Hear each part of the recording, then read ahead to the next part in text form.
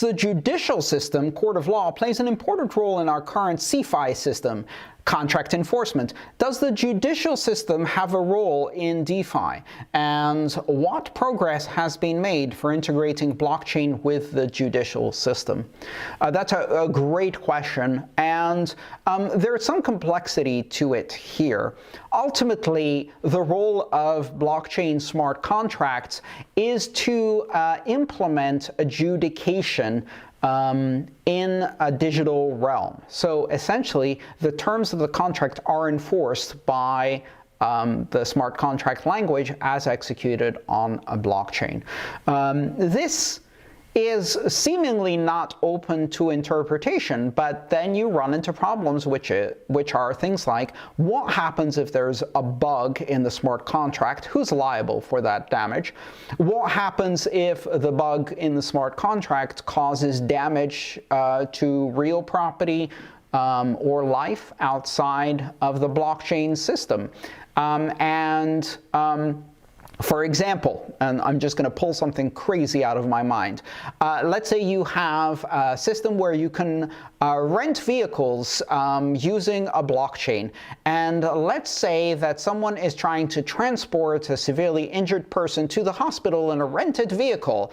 And then the car stops before it gets to the hospital and says, please insert more ETH to continue driving. And at that moment, gas fees are too high, so the payment can't go through and the person dies in the back seat of the car.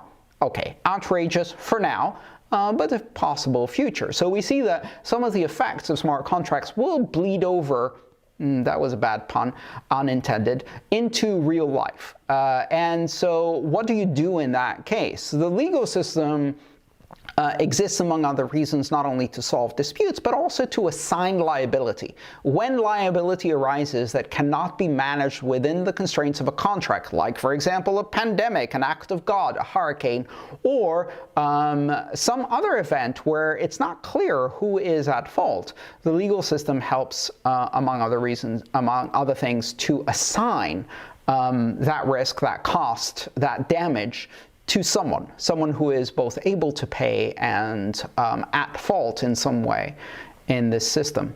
So how do you connect the two? Well, there's a downside, of course, because the judicial system has two major weaknesses. The first major weakness is, of course, that it is subject to human whim and lack of objectivity. And that means that in every place around the world, justice is flawed, and often very, very severely flawed, and doesn't actually deliver justice. The second problem, which is an even bigger problem, is that all justice systems, more or less, except for a few exceptions like maritime law and things like that, are jurisdictionally bound and determined by the laws of a single country. So when you have smart contracts which operate on a completely borderless, transnational, global system, whose jurisdiction are you operating in? Is it the location of the person who wrote the smart contract, the person who ran the smart contract, the person who has keys to the smart contract, the user or users of the smart contract? Which ones?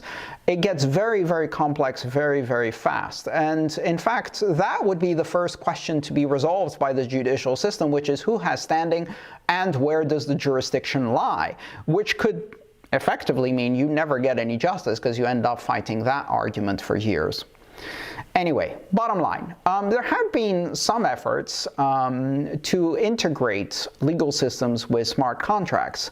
And some of those involve using things like international arbitration as a common framework that applies to more than 160 countries around the world by treaty, and overrides local law, which might be an interesting way to go.